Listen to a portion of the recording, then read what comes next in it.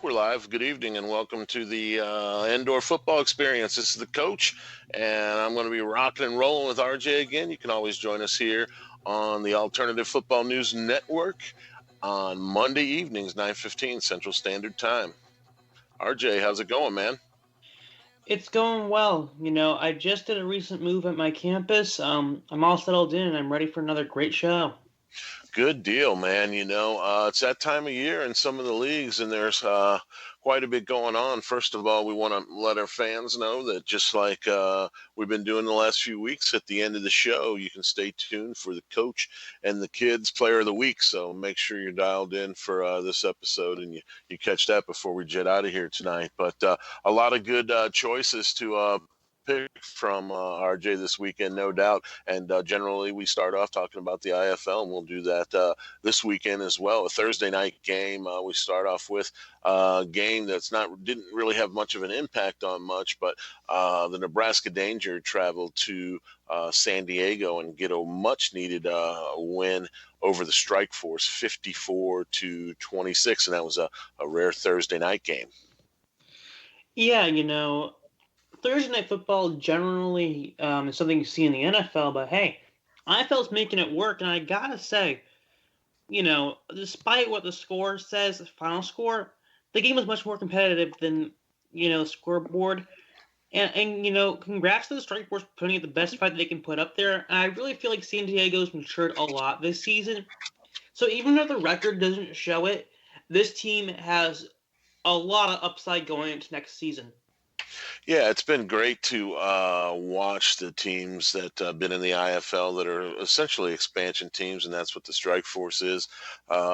Be able to again survive the season. Sometimes you see these teams join these leagues, and all they do is get beat up per se for a season or two, and that doesn't really draw a lot of interest amongst the organization, and it's hard to keep things going. So they have things rolling in San Diego. Hey, they put up a fight. One of the tough things for expansion teams is always putting up points, and that's kind of how things are going for them. But hey, 26 against a Nebraska Danger team that, quite frankly, should have had a much better season than it did. I don't know if it was just that we thought that they were better on paper, but I thought that they had everything that they needed to put together more than 6 wins on the field this season. Yeah, I did too, but they look. If they can take down Iowa's upcoming week, they have all the momentum they need to go for a deep playoff run.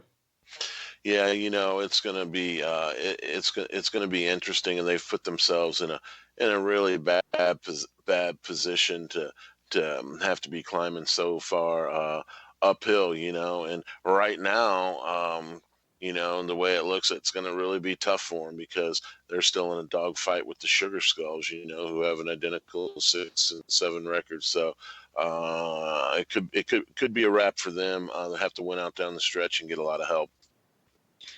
Definitely, but again, I'm not counting the Danger out.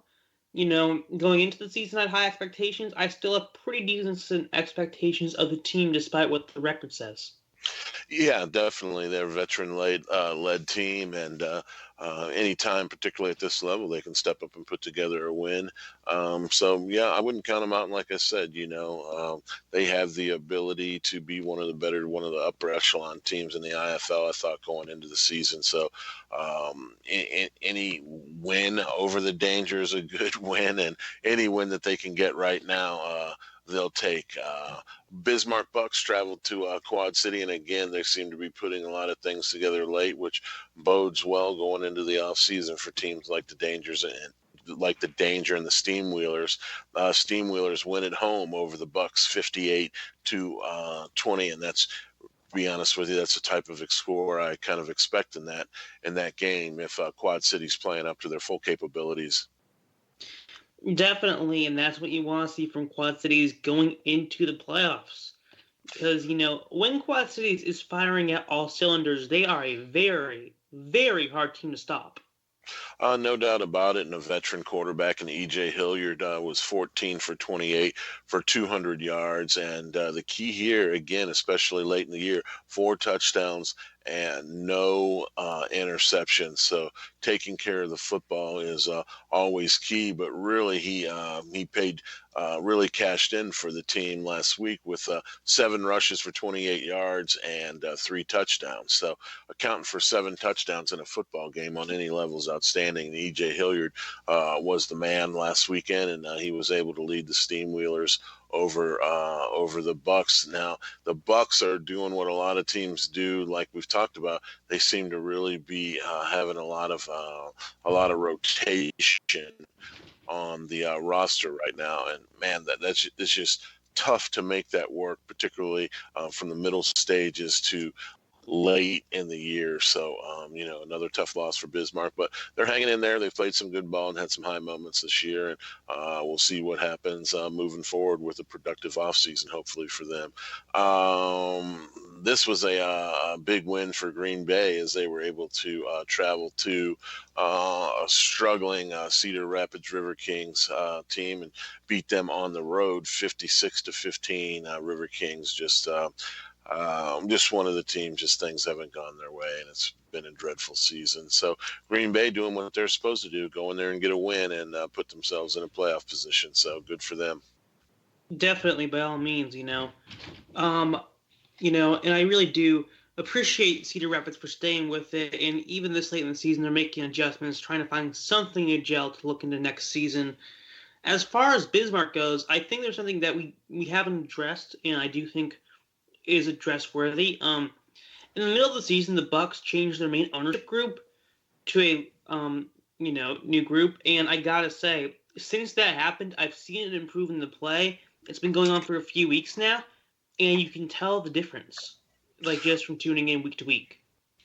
Yeah, they did make a lot of changes at that point in time, releasing veterans like Mike Tatum, who the Danger picked up and whatnot, and going a little bit different route. Always hard to do, but one thing that you can't do in this business and industry and in sports in general is you can't sit on your heels and wait for things to happen. If you don't believe things are going the direction that you would like for them to go, you need to jump on it and make the necessary changes once you talk with your organization, and you guys can come to an agreement to what those changes are, where your weaknesses are, and go for it. And, kudos to them. They're an expansion team in this league, and they have nothing to lose by being aggressive and doing whatever they can to try and win football games. Yeah, absolutely. And stay aggressive till the end, because what you don't want to do is make players feel undervalued and say, well, there's no way if I'm going back there next year, I'd, rather go down to play in this league or that league.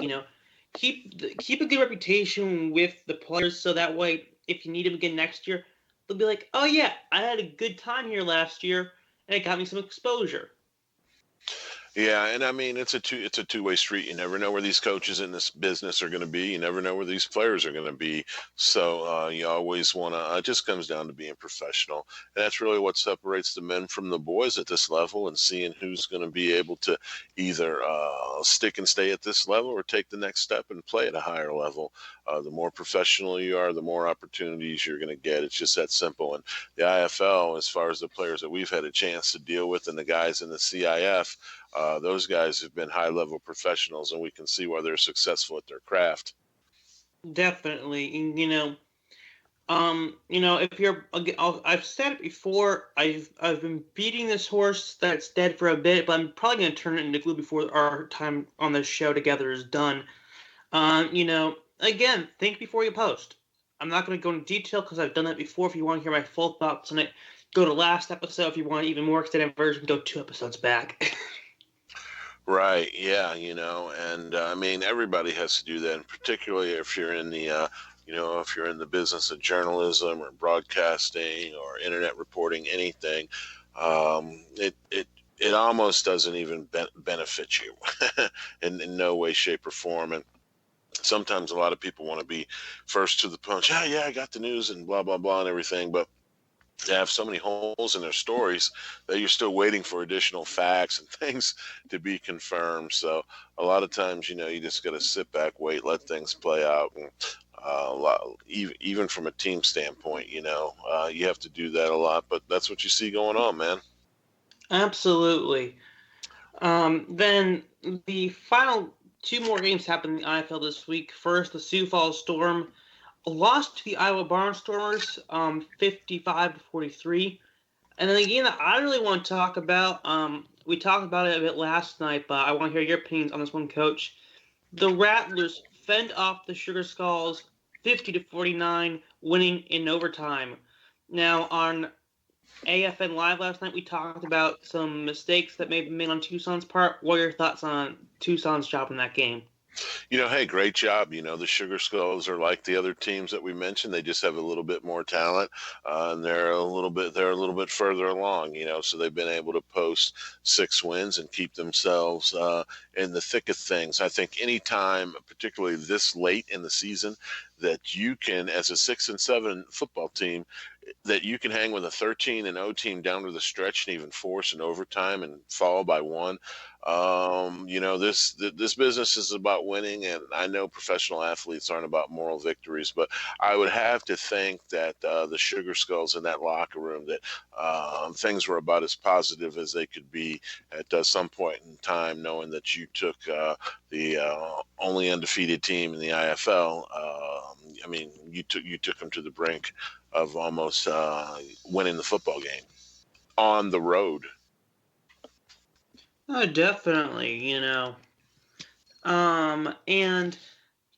Arizona's taking a big hit right now because they are going to have to move arenas for the offseason the upcoming couple seasons because their home venue, Talking Stick Resort Arena, is getting renovations. And if you are a fan of the Cleveland Gladiators, that's probably your least favorite word right now next to moist. Because everybody hates that one. Yeah. Didn't the Gladiators? Now I thought it was the original plan supposed to be a year or 2 years down. I thought it was supposed to be a year, and now it's turned into like almost going on 3 years. Listen, the league still says they are on hiatus. Right. And what that term means in terms of the Arena Football League, I don't know. But I haven't heard, I haven't heard Randall say, the Gladiators are not coming back. So until I hear from the horse's mouth, I'm still going to say there's a chance. I'm not going to be putting money on it any day soon, but I wouldn't be stunned if the AFL says, in our expansion for the next season, we're bringing the Gladiators back. Right. I know at one point in time, Bernie Kosar was involved at the time that they went on hiatus. And I guess he had some personal issues and some differences with the team and whatnot. And I wonder if that's how that's impacted the organization on their return. I would imagine that the infrastructure and the construction that's involved with the city project would have to be complete or very close to complete, at least at the point where you could reopen a venue like that and start getting some usage out of it. I mean, the Cavaliers are still playing there, so that's good news, meaning that, hey, a sports team can play there. The problem is basically construction, I think, is going on during the AFL season because, the Gladiators are not your primary tenant. Right. I can't think of a venue where any indoor or arena football team is a primary tenant, like the team. Yeah, and if so, it would be most likely a very small venue.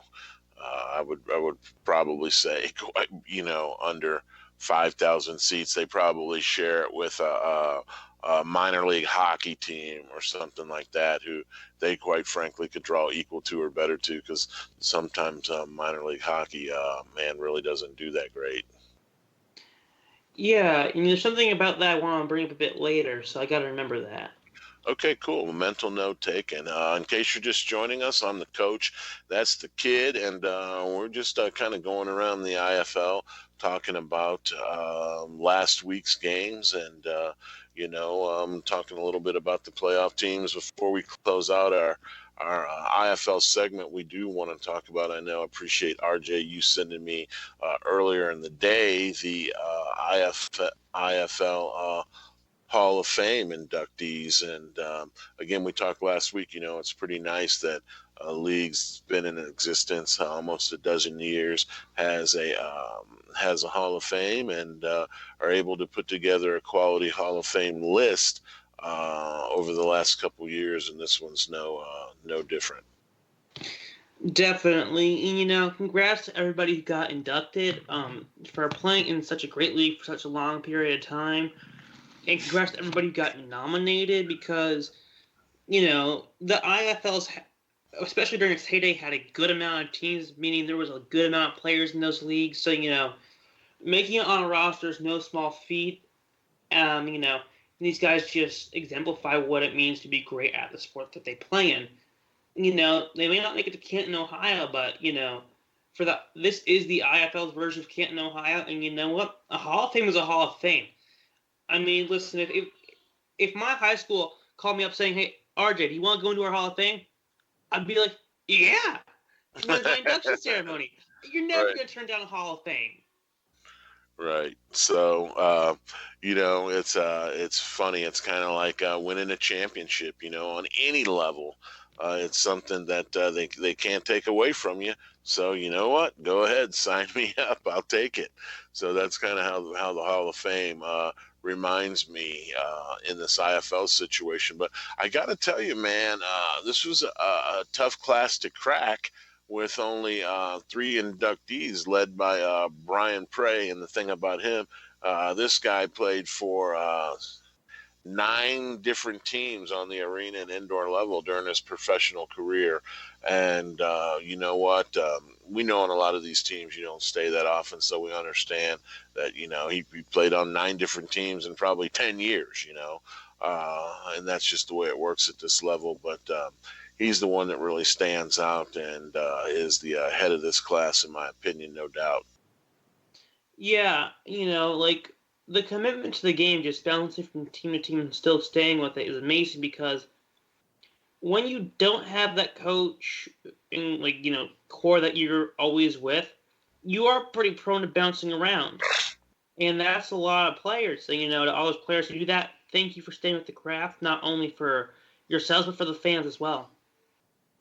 Yeah, definitely. So Prey, during his 8-year IFL career, caught 407 passes for an incredible 5,600 yards and 118 touchdowns. So his receiving yardage are the most in IFL history, which is just absolutely insane. That's a lot of catches. Yeah. Would you go as far to call him the Eddie Brown of the IFL? I wouldn't have a problem with that, to be honest with you. And so, answer your question, no, not at all. The comparison is very similar. Yeah, and just for those who are not aware, Eddie Brown, the father of Antonio Brown, was a dominant player in the Arena Football League, playing for the Albany and Indiana Firebirds, respectively. He tore it up, and by most experts' accounts, is the undisputed best receiver in league history. So just a little background on who Eddie Brown is. Right, exactly. So, great comparison. I definitely think Brian Prey, he fits that mold. Mania Smith, O-lineman from the Billings Outlaws and the Sioux Falls Storm. Just a dominant offensive lineman in the IFL, 8 seasons in the IFL, and had a nice string of United Bowl championships from 2009 to 2016. So had a season with the Giants in 2007 and joined Billings. And it's amazing. Billings has another, hopefully soon to be Hall of Fame nominee, and Tuff Johnson that was also on that team. They both came from the Giants in 2007. And the Billings Outlaws won a championship. So when you win that many championships, man, it tells me one thing, that you have a dominant offensive lineman at some point in time in your organization, and he was the guy.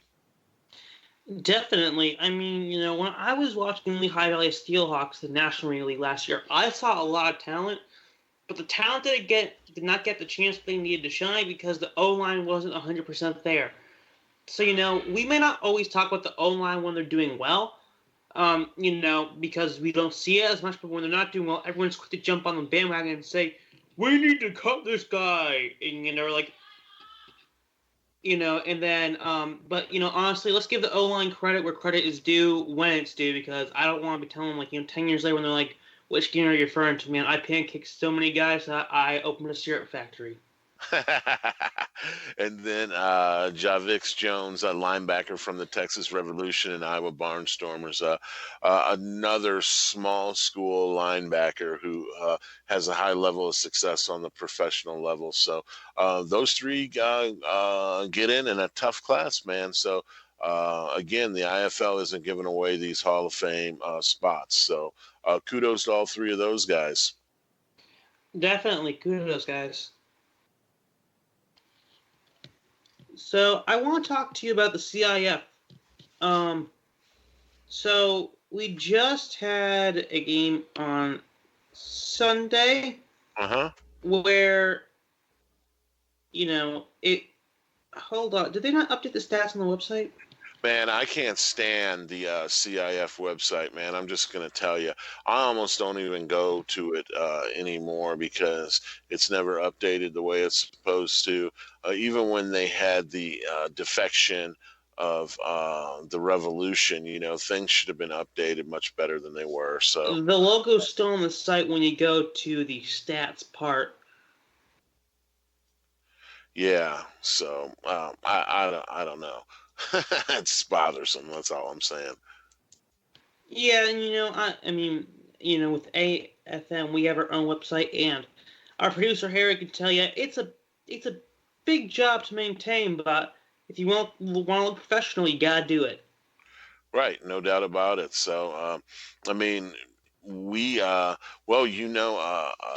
Hibden from Athlete Scouting challenged us last week at the very end of the show to give our IFL, our National Arena League picks, and our CIF picks, and it was interesting. I think there's a general consensus that obviously Duke City and the Amarillo Venom will battle it out, and then the Omaha Beef and Salina Liberty and the Sioux City Bandits. Things are tight down the stretch for those squads. At the Beef 7-3, Salina at 6-3, and Sioux City Bandits at 6-4, and all three of those teams playing really good football. Yeah, and that's going to be interesting to see how that plays out because, again, it's playoff time. And if you're wondering how you can watch the CIF, unlike the other leagues, you will have to download Pluto TV, which is a streaming service. It's completely free. And you can watch games on their channels that have the games are usually in the 200 area, 220s, 230s. Same in all regions because it's online based. So, if you want to tune into some CIF action, that's where you're going to find it. It's not going to be on YouTube or Facebook. Just FYI, because a lot of games are either streamed, on YouTube or some lower levels Facebook. But CIF is unique. They got Pluto TV. It gets me some interesting mainstream exposure because as much as Pluto TV isn't super wide known, for the people who got Pluto TV for other things, maybe Impact or, some glory fighting, Right. It gets them a little more mainstream access. So, I personally haven't had that much problem with Pluto now. I'll just be upfront with you. I don't watch that much CIF, and if I do, I go back and watch it after the fact. I watch more IFL, and I watch more National Arena League. I hear a lot of complaints about Pluto. I've experienced some issues myself. It really hasn't bothered me per se because I was just go watch one of the other leagues that I mentioned, so it was no big deal. It wasn't like there was a CIF game that was the main game that I wanted to see that day, so or at that particular time. But hey, having something that's unique in your own, that you can continue to refine and get better, what the heck, why not? So I do like it. It's an application that you can get on your get on your desktop, phone, or tablet. So it's just as fan friendly as YouTube or Facebook, like you said, for some of the other leagues. And I see more of the lower level leagues going to YouTube here in the next couple years. Definitely, I think YouTube has become such a big platform. I mean, I'm in the generation that grew up with YouTube. And my generation has seen it evolve. We've had access to it since day one. So Mm-hmm. we've grown with the interface, and we've showed our parents how that interface works if they're not the most tech savvy, and we've gossiped about all the all the YouTubers with our friends. So the interface is very navigatable because otherwise we wouldn't be talking about today. We'd be maybe talking about Venmo if it was not navigatable. Yeah, and that takes us Or back. Vimeo, whatever which Yeah, one it is. I can't Vimeo. That remember. takes us back a few years. Then that was really the first service that I ever watched anything on, as far as any kind of indoor football, say on video of some kind. That was really the first option. So, um, you know, listen, you're going in the right direction if you're trying to find an avenue for your fans to watch your game. So kudos to all the leagues for particularly the big four for having an opportunity for their fans to watch games, man. Definitely, it makes stuff for journalists, a lot easier to cover because as much as I'd love to drive out to Arizona for a game, I live in Connecticut, and it's going to be a long drive. I'm in school and I don't have the money, so YouTube's a nice backup plan.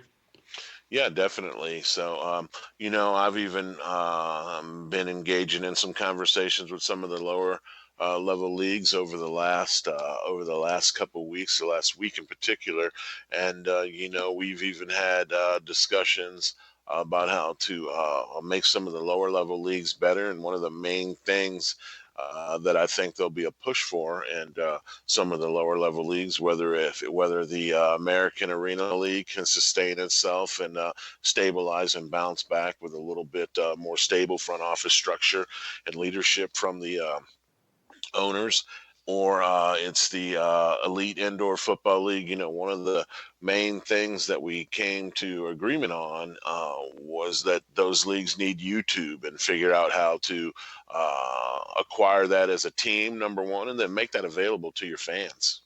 Yeah, so actually, you're talking about how to get YouTube streaming because I've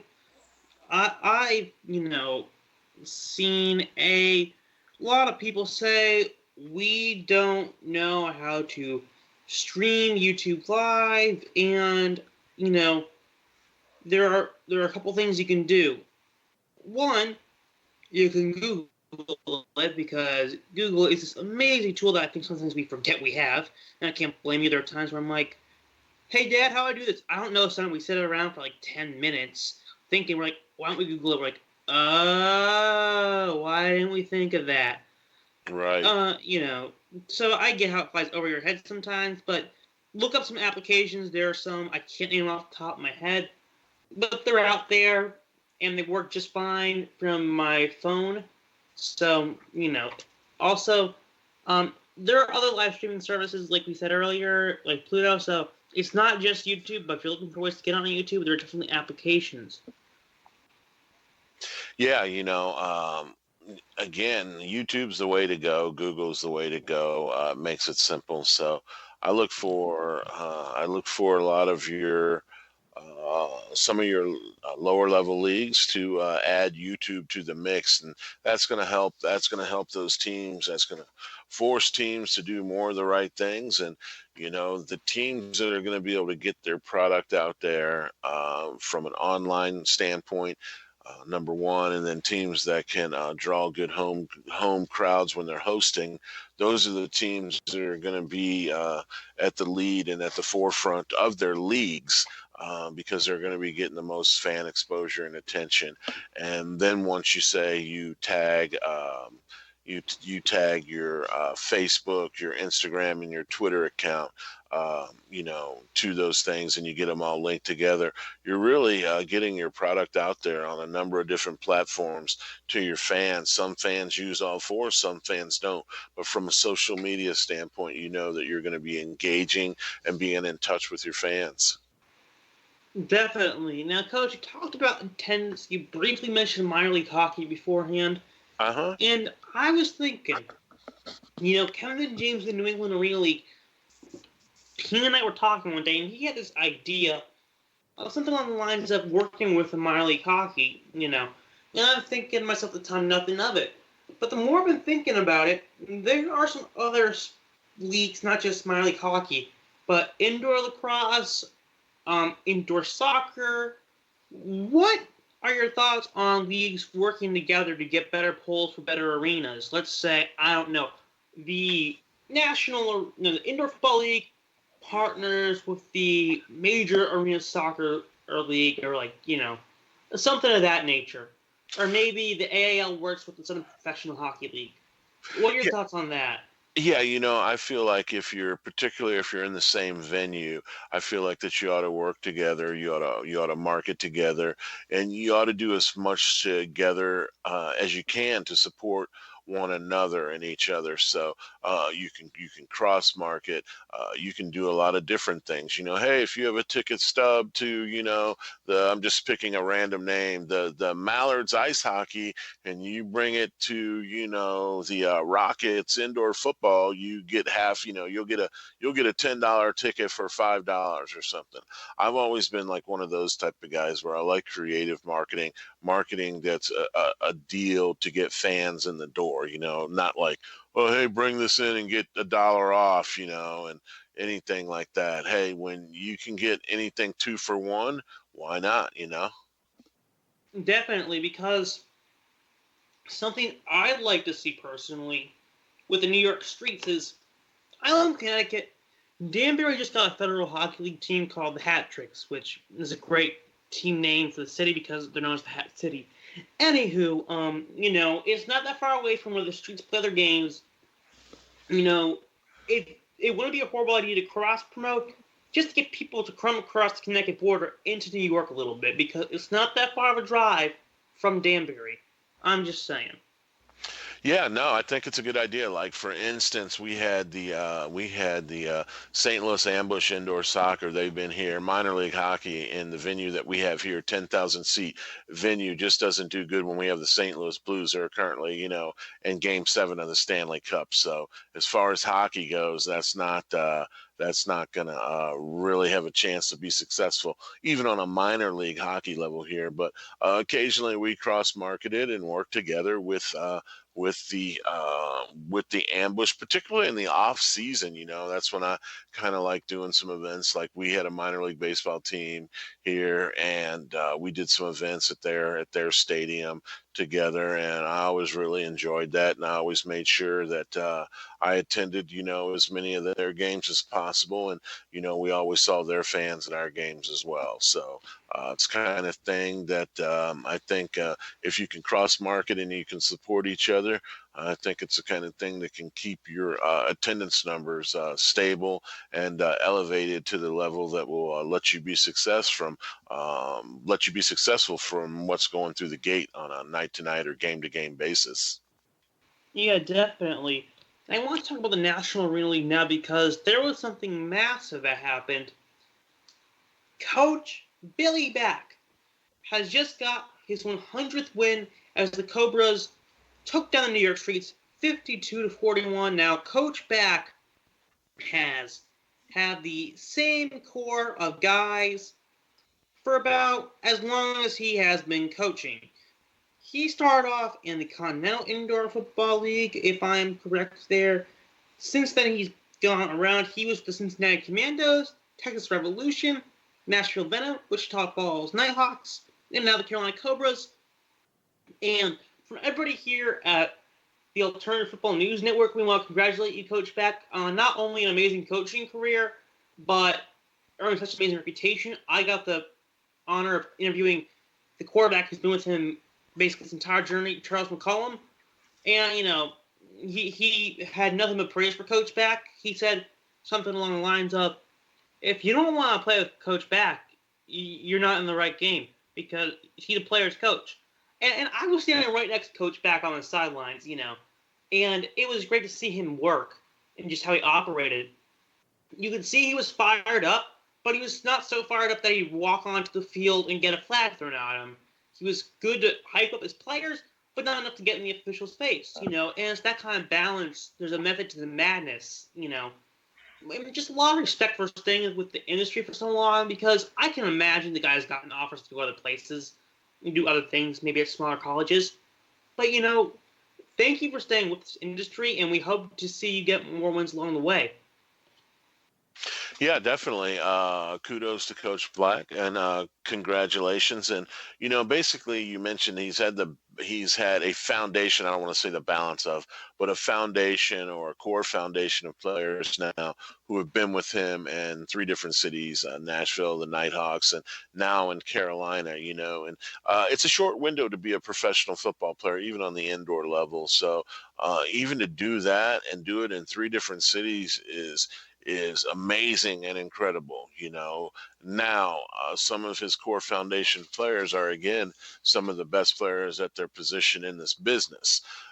So that also helps too. So like I said, it's nice to see players really putting their full trust in the coaches. I don't think that you see it enough. I don't think players put enough trust in their coaches. I don't think that a lot of players, a lot of times, and even the right situations, put enough trust in the front office. So it shows you what type of coach that he must be, that even players at this level, who sometimes can be a little hard to deal with, I think it's amazing at this level that he's been able to keep a core foundation of players in 3 different cities, and not only win, but win championships. Yeah, and like a president is defined by the policy he passes and the wars he wins. For football coaches, it's the championships you win. And Coach Back has done an amazing job doing that. So that's congratulations, to you. And when he came into New York to play the streets, he did not hold back. He gave everything he had. He in the Cobras front office, who, by the way, the National League did honor Clayton Band with a moment of silence. He was the Cobras director of player personnel.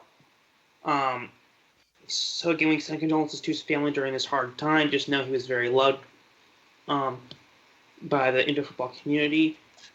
Classic move by the New York streets for having a moment of silence. But back to the game portion of things, there was no holding back. The Cobras just got LaVon Pearson 2 weeks ago from the Massachusetts Pirates. And, he's a great compliment to Jordan Jolly, because in the offseason, you lost Fabian Guerrero to the AFL after the AAF folded, and you lost Tyron Laughinghouse also to the AFL. So you needed another receiver guy to come in and fill that void to a degree. And what do you know? Here comes LaVon Pearson, straight from Massachusetts. He knows how NAL works, steps right in there, and was a force to be reckoned with the entire game, because now you can't, have 2 guys on Jolly. Now you gotta be like, all right, guys, do your job, because we can't always compensate for you out there, because they have another great guy. It's like having Terrell Owens and Jerry Rice on the same field at the same time. They're both phenomenal receivers, and you can't just double cover one, because if you do, the other guy's gonna burn you. Well, that's part of the process of putting together a good football team. And putting together a good football team is about creating mismatches and about putting pressure on the opponent, both offensively and defensively. So that's what great coaches do, man. They are able to acquire talent that can do 2 things, that can complement each other and can also make each other better. And so again, that's what great coaches do. So you gotta understand what works for your system at this level. I truly do believe that, and I think a lot of the coaches, like we talk about on this show, those are guys who are vets. They know their system, and they know the type of athlete that they need to make things work. And so that's why you see a coach like this have success in 3 different. It's amazing. 3 different leagues, 3 different cities, and basically 2 or 3 year runs in each city. So it's pretty crazy. But they took on a team that is basically kind of come back to the pack after a fast start in the streets, and that's where veterans and what veterans like the Carolina Cobras. That's what they do at this time of year. Definitely. And the Straits made a quarterback change this week. They benched E.J. Nemeth, who came out of retirement for this season, and they went with David Legree. And, I was excited to see David Legree play. I personally follow him on Instagram. I've seen his regimen for workouts he does. I'm very dedicated to the craft, and there were a couple plays in particular where I'm like, oh, darn, because he's trucking guys like there's no tomorrow. And you don't expect to see a quarterback trucking somebody necessarily constantly. This man has a huge frame, and the guy can sling the ball, and the guy can run. The indoor football forums on Facebook have, been saying, watch this guy, watch out for him. He's going to light this league up. And I have to say, David looks like he has a lot of upside. He's not perfect by any means. He's got some work to do, because you always do. But listen, over the next 2 or 3 years, you could definitely see him becoming one of the National Arena League's elite quarterbacks.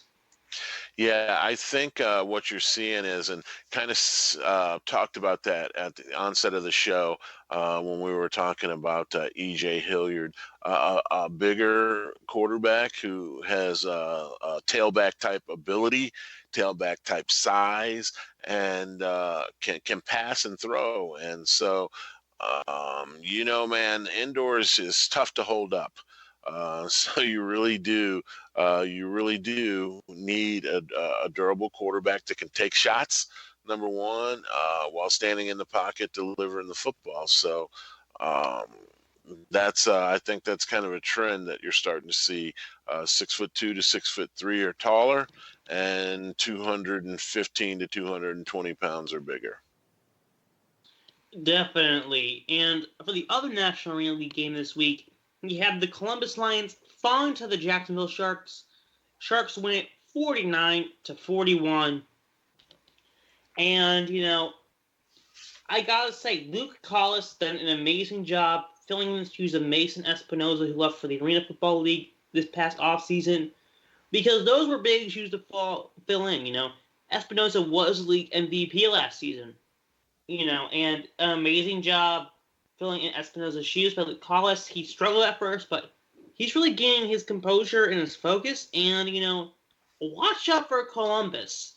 And Columbus is, the oldest team in the National Arena League, actually. They started in 2007 in the World Indoor Football League, which lasted 1 year.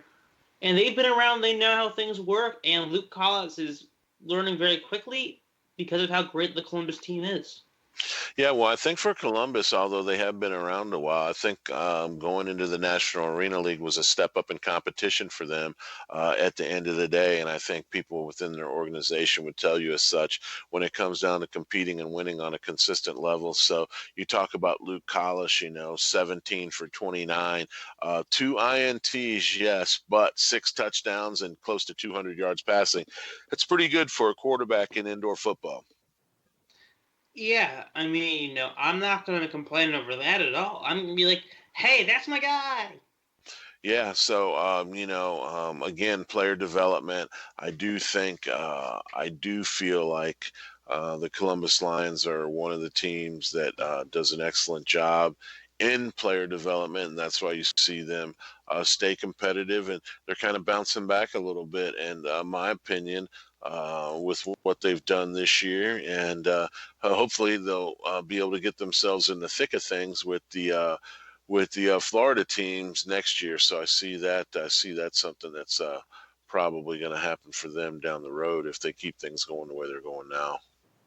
Yeah, definitely. And the NAL, They only got 6 teams this year doing the quality over quantity move, which is always a good one in my opinion. The AFL knows that. The AAL certainly knows that.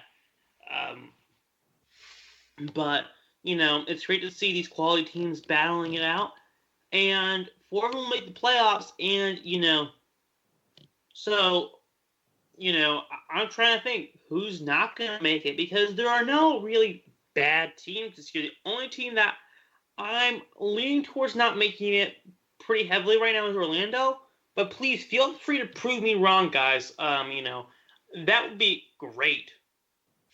Yeah, it's funny. These teams are getting a chance in this particular league to kind of duke it out, so to speak. So they're gonna know each other real well. It seems like Carolina has regained their footing of sorts, and it seems like Jacksonville is playing well. But I think the best team in Florida is probably the Predators. So of those 3 teams, you're probably looking at your national. One of those 3 teams, you're probably looking at your National Arena League champion, in my opinion. Definitely. I think a great matchup would be. I would really like to see Jacksonville and the Cobras, the Carolina Cobras. I would love to see that football game. Me too. And listen, if any of the owners want to fly us down for some exclusive coverage, or hit me up on Facebook, please. Hit me up on Facebook and hook me up with a plane ticket. I'm there, no doubt about it. I'm the coach. That's the kid. You're listening to the Indoor Football Experience on the Alternative Football News Network, and you can listen live on the player at the bottom of the page. If you just log into your smartphone, tablet, or desktop computer, if you just log into afnn.net. The players at the bottom, all you got to do is click play and you're dialed in with the coach and the kid. And again, you can talk some arena or indoor football with us. You can also join us via Skype as well if you would like, or feel free to send a question to either one of us on our Facebook pages. So there's a chance to join the show. We had a couple people join the show and jump in real late last week. So we always encourage our fans worldwide to join the show and hit us up whenever they possibly can. Definitely, we love talking about the game. That's why we're here right now. So if you got a question, whether you're getting into it or if you want us to talk about something that we may have not brought up or something that is a little more niche that you think we could talk about, we're open to talking about basically anything and everything indoor and arena football. Yeah, so we had a chance to really talk a little bit about our 3 main leagues that we cover. We don't talk too much arena. We've really kind of talked less and less about the American Arena League over the last month or so. There's just so many different things going on. I don't even know what's worthy to talk about or what's not worthy to talk about. Yeah, we went over the AAL last night on AFL Live because of some controversy that's going on with their playoffs and bye weeks that everyone is aware of. So if you want to learn more about that, go to arenafootballtalk.com. Bryce Bergs just put out an article about the league and how controversial the playoffs started, because if the AAL is amazing at one thing, if it's one thing they're amazing at, it's keeping us entertained, whether that's on-field or off-field products. It depends on the day of the week. Yeah, no doubt about it. And also want to say kudos to Grant Warren in his announcement in the Elite Indoor Football League, announcing a team in Lebanon, Missouri, and they'll be called the Ozark Mountain Express. So kudos to them, football back in Missouri, and we wish Grant the best and look forward to following and covering things. Definitely. And listen, if any league would like to come to Connecticut, please do. We got the Mohegan Sun Arena, the XL Center, we got the Danbury Ice Arena, and we got Webster Bank Arena. So please somebody play in the state. I'm dying to go to a game in state.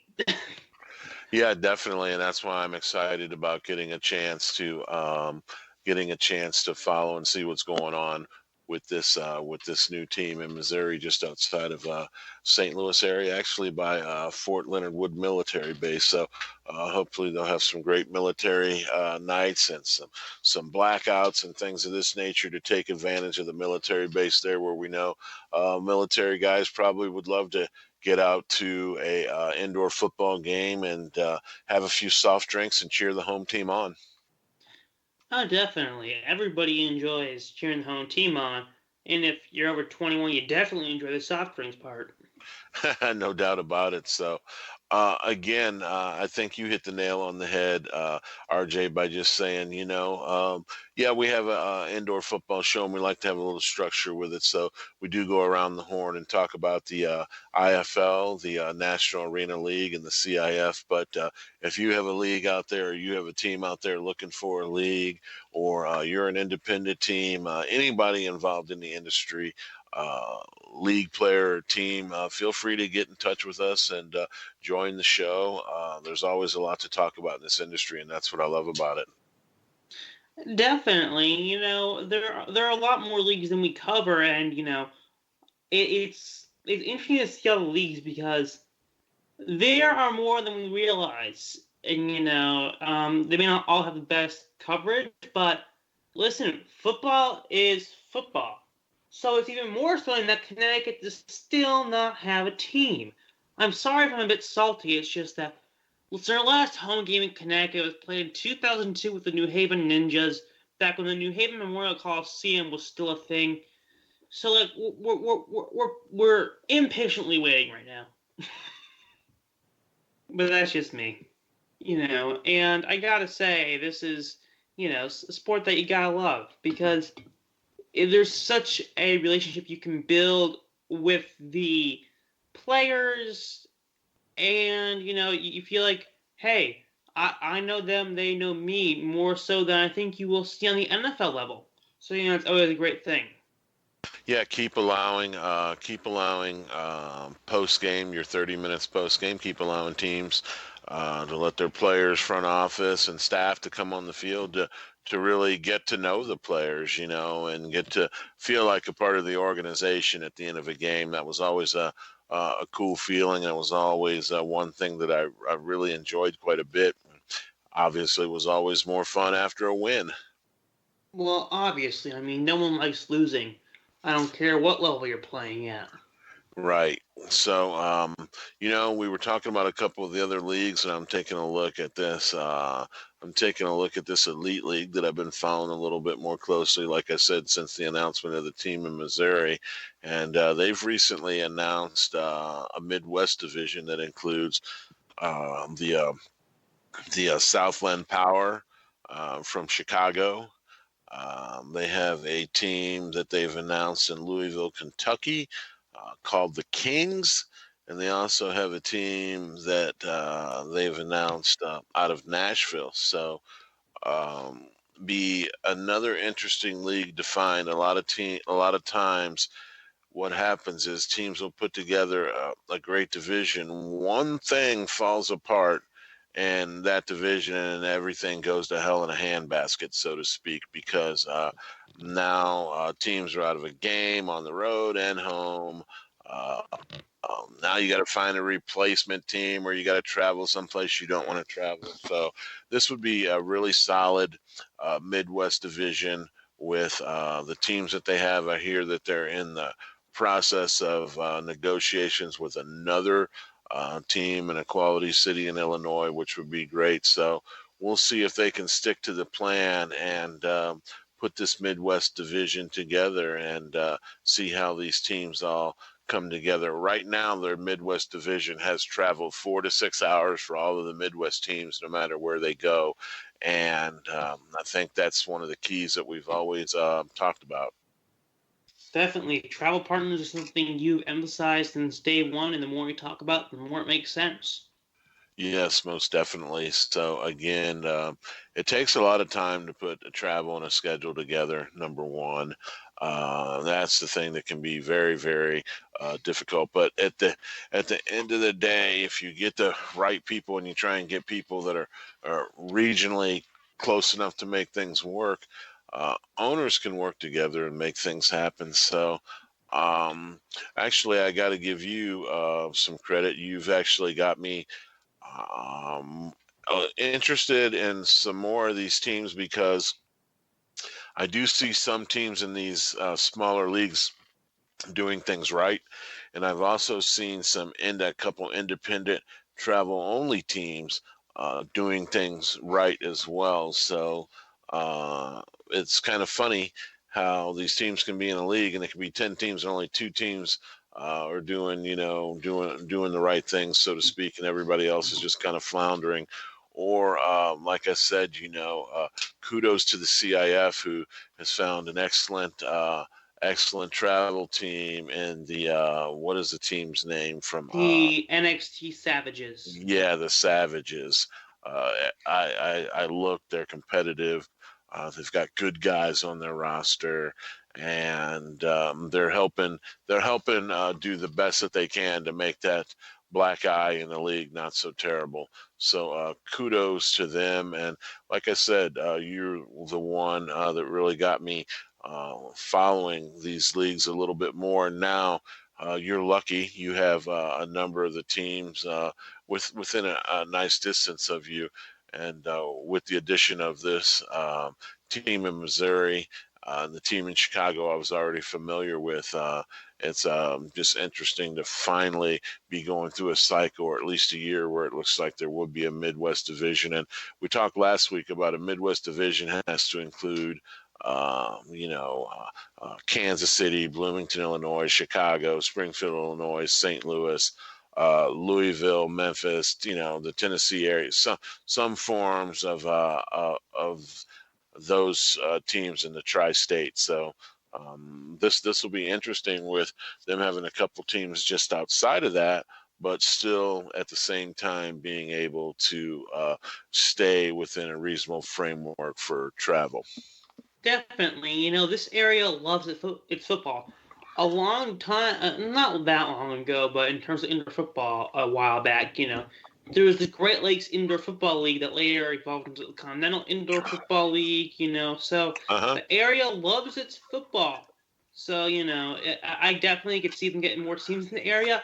I would love to see the Bloomington Edge, either if the AAL comes back for another season, join a Midwest division there because they got one going, or join the EIFL because Bloomington's currently independent and they need a place to play.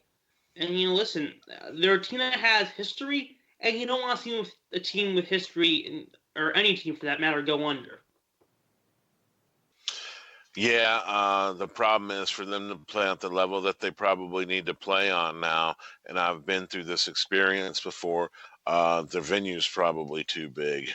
Hard to put 10,000 people in a venue when you're just in a league that's not at that level. And again, I've been through that before, and it's kind of a bummer. Also, too, rocky ownership situation.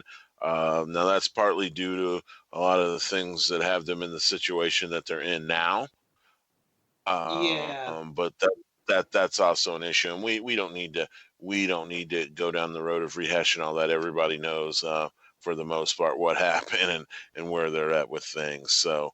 It's like Um, keeping up the Kardashians with these teams switching leagues. I'll say that much. yeah, it's funny. Um, it's just like I always hear this, and it kind of sucks to say, but it definitely creates traffic issues here in Missouri whenever there's any kind of not even a car accident, man, but a fender bender. I mean, everybody stops to watch, and on both sides of the highway, and Ugh. things You're just talking about Danbury, Connecticut right now. That's what I hear. slow down to a creep. Yeah, listen, Connecticut's not much better. For the majority of the state where it has a ton of trucking coming through, it's a 2-lane highway. I'm not going to go too deep into this because I can go for a while, but that can use some improvement because anytime we get a fender bender, we become a Los Angeles freeway all of a sudden, aka dead still. Nobody moves for a good 10 minutes, and then we realize, oh, you tapped the guy. All right, thanks.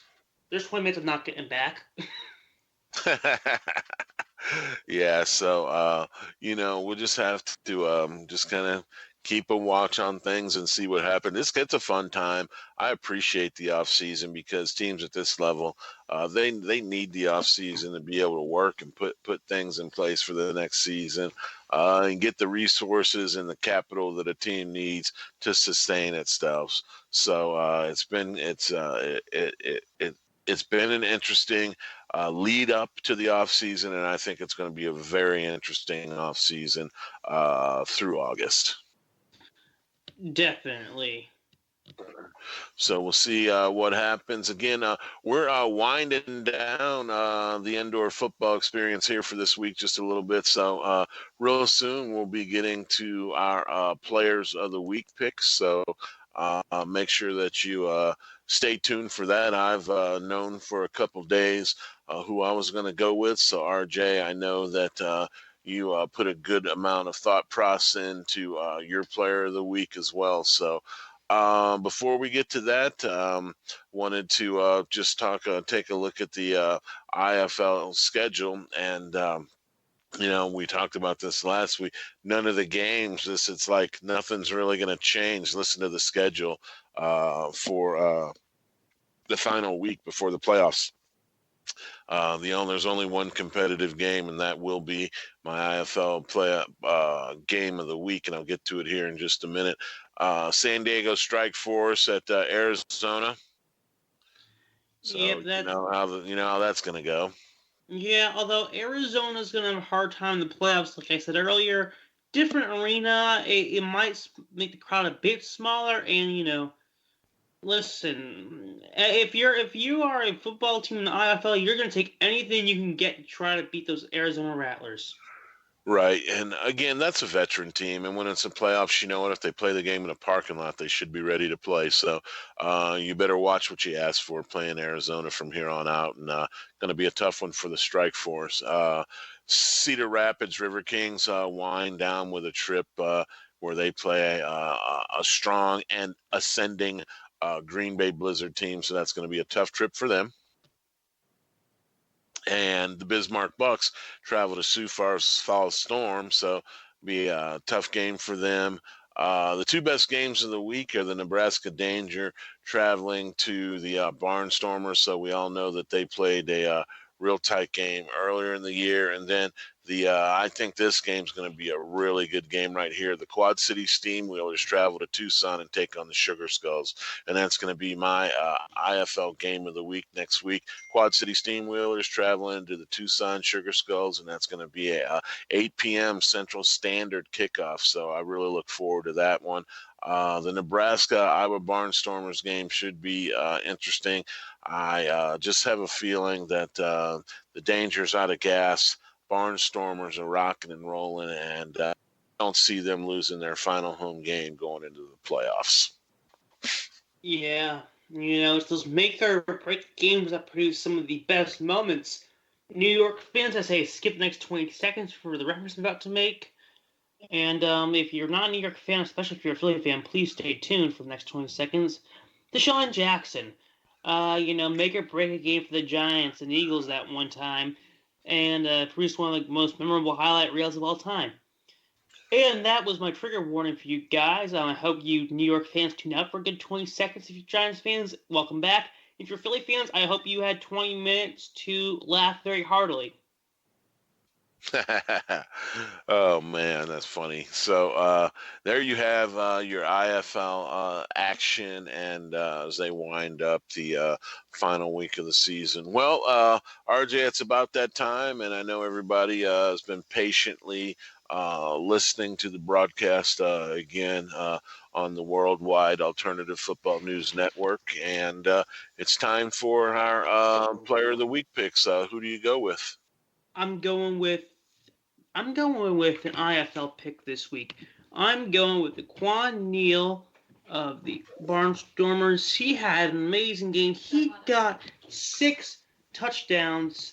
And I mean, I don't care what league you're in. That's amazing. Yeah, no kidding about it. Again, just a dominant game from a veteran quarterback. And you mentioned Daquan Neal. You made me have to really think hard about who I wanted to pick, but we'll get there in just a minute. And you talked about Daquan Neal with going 17 for 23. For 238 yards, a benchmark of anything over 200 in indoor football is outstanding to me, with 6 touchdown passes. And again, Daquan Neal, a sturdy built quarterback, 11 rushes for 77 yards, 7.7 average for a 35-yard long, and 2 touchdowns on the ground. So that's the kids' indoor football experience player of the week. I am going to go back to a player that I talked about a little earlier tonight. I'm going to go with, for the coach's indoor football experience player of the week, I'm going to go with E.J. Hilliard. Went over his stats a little earlier, had a big game last week, again, like we talked about, in a victory over the Bismarck Bucks. Hilliard, 14 for 28 for 200 yards, so right on that benchmark of a good throwing threshold for an indoor football game. Along a 25, 4 touchdowns. Hilliard also put together a decent game on the ground, so to speak, with 7 rushes for 28 yards, a 4-point average, along a 16 and 3 touchdowns. So accounted for 7 touchdowns total. E.J. Hilliard, my indoor football experience player of the week. So there you have it for everybody listening worldwide. We're getting up against the clock here, RJ, before we cut out of here tonight. Let all our fans know where they can reach the kid during the week before me and you reconvene here next week. Sure thing. You can find me on Facebook at RJ Ciancio. Ciancio is spelled C-I-A-N as in Nancy, C-I-O. You can find me on Twitter at CiancioRJ, or my Instagram, RJ_Ciancio. And Coach, where can we find you?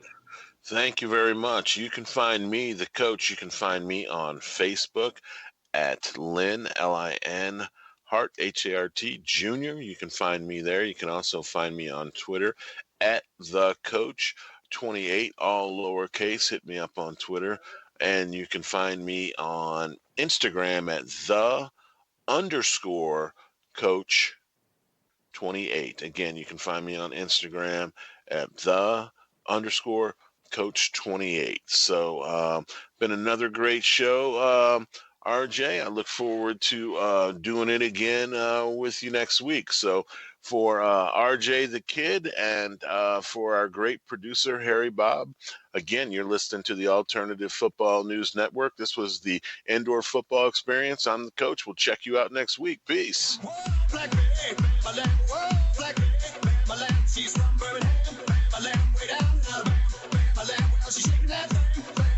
She makes me sing.